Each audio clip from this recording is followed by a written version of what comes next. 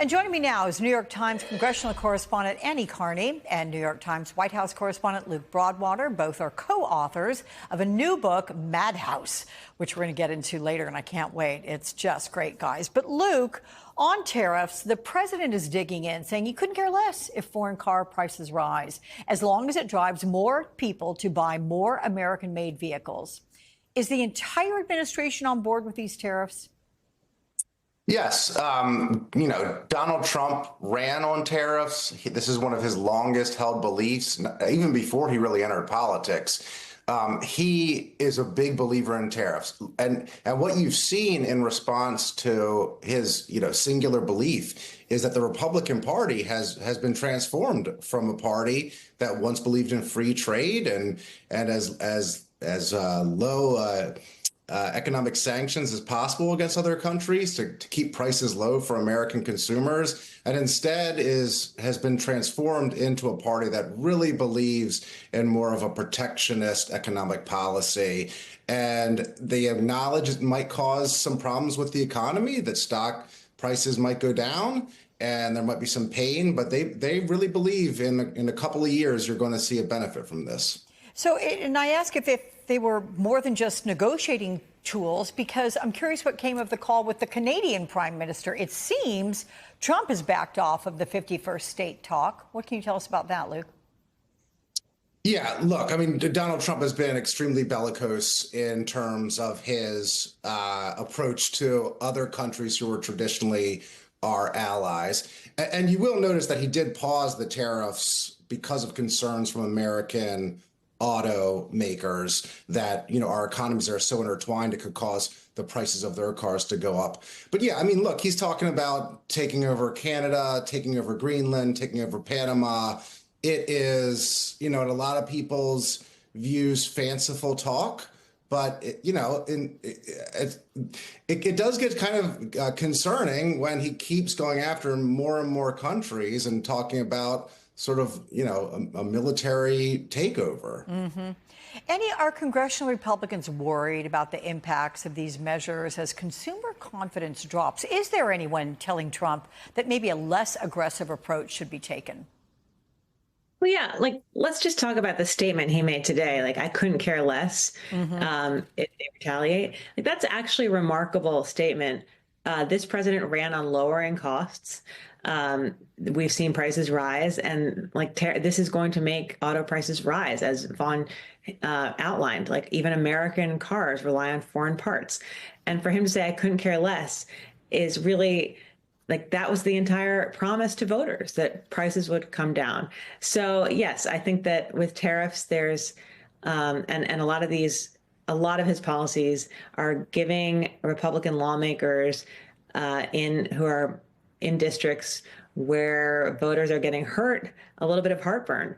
They have to go home. As we've seen them cancel town halls. The leadership has told them, don't hold town halls, because there's anger from voters about some of these policies, about some of these cuts, about tariffs. And publicly, Trump has near total control over the party. And if you see criticism, it's usually tempered by a lot of praise. But some of these policies are certainly giving vulnerable House Republicans heartburn and make them wonder, how can they triangulate to keep their jobs and not criticize the president? Yeah. Okay, that is a challenge. Luke, President Trump appears unfazed by the signal mess, too. He made clear that no one's going to be fired from it. But your colleagues say he was fielding advice on firing Mike Waltz. So where's the truth? And do you think he's come to a decision definitively?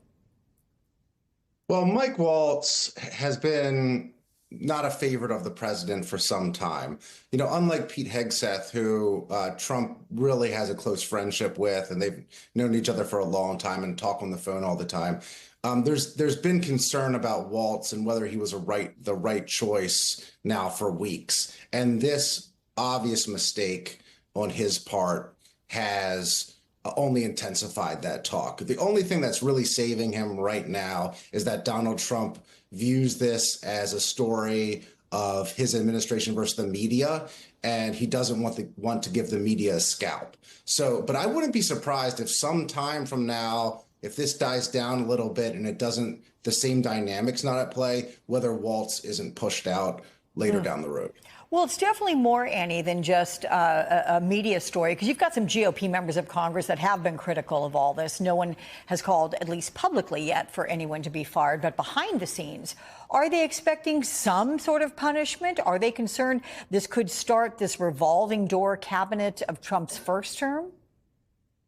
Right. I mean, in the first term, we got used to cabinet secretaries not lasting very long. Right. But Trump, but even when he would fire people, this has long been what we know about how Donald Trump operates. It's a lot of more bark than bite. He actually doesn't like face-to-face confrontation. He will often try and get someone else to fire someone for him. He doesn't want to be the one to do it. And, I certainly stand by Maggie Haberman's reporting over the weekend that he has been grilling everyone about what should he do about Mike Waltz. And I've also heard from sources that he's livid about him. It's also connected. A connected story is Tuesday is an incredibly important election. It's the special election in Florida to replace Mike Waltz in that district. And in Trump's mind, this is sort of bleeding together. He kind of blames Mike Waltz also that this seat is somehow now pretty competitive when it wasn't supposed to be. That's really not on Mike Waltz. That's on Trump for poaching so many members from the House to fill his cabinet. But Mike Waltz is sort of front of mind for Donald Trump on a bunch of storylines that are concerning to him. So I think that, he doesn't want to look like he's giving the media a scalp or caving to pressure, but certainly the person that he is most livid with is Mike Waltz. Yeah. May I ask you quickly about New York Representative Elise Stefanik, slated to now rejoin House GOP leadership after her bid for UN ambassador was withdrawn. In fact, you write, Annie, this was a point of concern within the White House. How much alarm exists in the Oval Office over this tiny GOP edge in the House? Did Trump personally push for this move? Yeah, he did. And I mean, this is remarkable. So Elise Stefanik is one of his most loyal soldiers, most long-standing, people who have stood with him through pre-January 6th.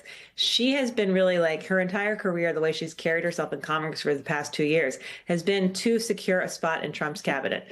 And here we are, we see the limits of MAGA loyalty because Trump, these tiny margins in the House mean they really can't afford to lose her vote in the House.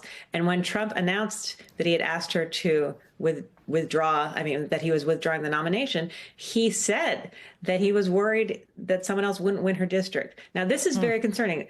Elise Stefanik represents an R+9 district in New York. If Republicans really think that it would be a question mark whether another Republican who wasn't Elise Stefanik could win there, that signifies like deep trouble that we will see in upcoming elections across the country. Yeah. So I think that the fact that they were scared, Democrats were, thrilled with the news that Elise Stefanik was being pulled. And it really speaks to how concerned they are about the minuscule Republican majority in the House. Yeah.